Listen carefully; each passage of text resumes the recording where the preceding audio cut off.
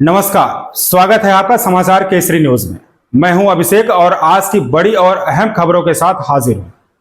तो चलिए नजर डालते हैं आज की प्रमुख सुर्खियों पर। गोपाल खेमका मर्डर केस के बाद बिहार पुलिस पर सवाल उठने लगे हैं। विपक्ष ने भी सरकार को घेरने की कोशिश की है। इसी बीच सीएम नीतीश कुमार ने पुलिस के अधिकारियों के साथ बैठक की और उन्हें यह निर्देश दिया। बिहार के बड़े उद्योगपति गोपाल खेमका की हत्या के बाद सियासत गर्मा गई है। नेता प्रतिपक्ष तेजस्वी यादव ने बिहार सरकार को इस मामले पर घेरा।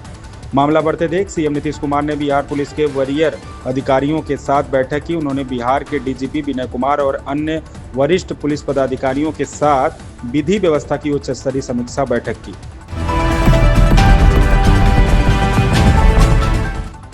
भारत ने पहली पारी में 587 रन बनाए थे, जिसके जवाब में इंग्लैंड की पहली पारी 407 रन पर सिमट गई। सिराज ने 6 और आकाश ने 4 विकेट लिए। बुमराह के बिना खेल रही टीम इंडिया को इन दोनों ने उनकी कमी महसूस नहीं होने दी। जेमी स्मिथ 207 गेंदों पर नवाद 184 रन और हैरी ब्रुक 234 गेंदों पर 158 रन के शतकों की वजह से इंग्लिश टीम इस स्कोर तक पहुंच पाई। ब्रुक और स्मिथ ने मिलकर 368 गेंदों पर 303 रन की साझेदारी की।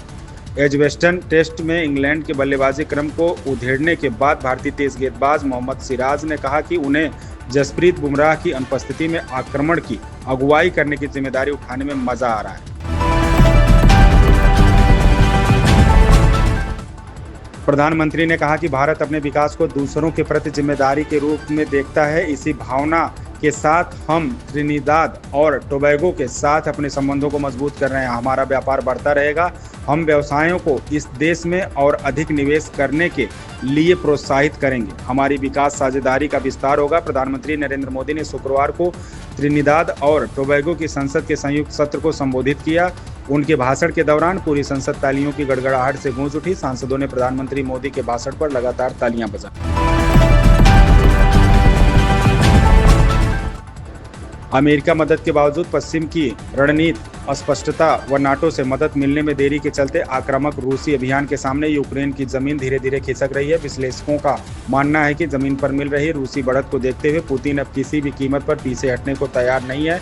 रूस यूक्रेन युद्ध को समाप्त करने के तौर पर देखी जा रही व्लादिमीर पुतिन और डोनाल्ड ट्रंप के बीच की ताज़ा बातचीत भी किसी ठोस नतीजे पर नहीं पहुंच सकी है। अमेरिकी मदद के बावजूद पश्चिम की रणनीति अस्पष्टता व नाटो से मदद मिलने में देरी के चलते आक्रामक रूसी अभियान के सामने यूक्रेन की जमीन धीरे धीरे खिसक रही है। पीएम मोदी और कमला प्रसाद बिसेसर की मुलाकात में जलवायु परिवर्तन, आपदा प्रबंधन और साइबर सुरक्षा जैसी चुनौतियों पर भी सहयोग बढ़ाने पर चर्चा हुई। भारतीय विदेश मंत्रालय ने बताया कि प्रधानमंत्री मोदी ने बिसेसर को भारत आने का निमंत्रण दिया, जिसे उन्होंने स्वीकार कर लिया। भारत और त्रिनिदाद एंड टोबैगो के बीच 6 अहम समझौतों पर हस्ताक्षर हुए। प्रधानमंत्री मोदी और त्रिनिदाद एंड टोबैगो की पीएम कमला प्रसाद बिसेसर के बीच मुलाकात के बाद दोनों देश बुनियादी ढांचों के विकास, फार्मास्यूटिकल और रक्षा जैसे क्षेत्रों में सहयोग बढ़ाने पर सहमत हुए। शुक्रवार को दोनों नेताओं की मुलाकात हुई। अमेरिकी राष्ट्रपति डोनाल्ड ट्रंप ने टैक्स कटौती और खर्च में कटौती वाले बिल पर साइन कर दिए हैं। यह बिल उनके दूसरे कार्यकाल की सबसे बड़ी उपलब्धि माना जा रहा है। बिल से स्वास्थ्य बीमा और फूड स्टैम्प जैसी योजनाओं में कटौती होगी। डेमोक्रेट्स ने इसका बड़ा विरोध किया है। जनता की राय बटी हुई है और माना जा रहा है कि यह कानून अगले चुनाव में बड़ा मुद्दा बनेगा। अमेरिका में राष्ट्रपति डोनाल्ड ट्रंप ने देश की अर्थव्यवस्था और अपने राजनीतिक भविष्य से जुड़ा बड़ा कदम उठाया।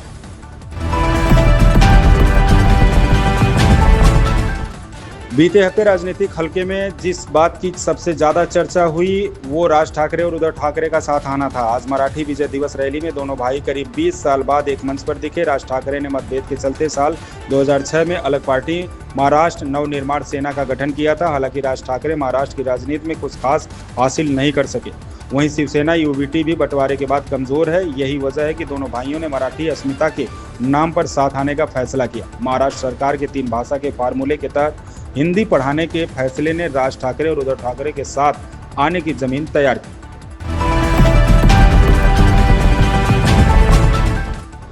परंपरा के अनुसार देवताओं को उनके रथों पर बैठाने के बाद दोपहर 2:30 से 3:30 के बीच गजपति दिव्य सिंह देव द्वारा छेरा पहनरा रथों की सफाई की रस्म निभाई जाएगी। भगवान जगन्नाथ की बहुड़ा यात्रा या वापसी रथ उत्सव शनिवार को औपचारिक पहाड़ी रस्म के साथ शुरू हुआ। इस दौरान मूर्तियों को श्री गुड़िचा मंदिर से शारदाबली में खड़े रथों तक औपचारिक जुलूस के रूप में ले जाया गया। अधिकारियों ने बताया कि बाहुड़ा यात्रा के लिए सुरक्षा के कड़े इंतजाम किए गए हैं।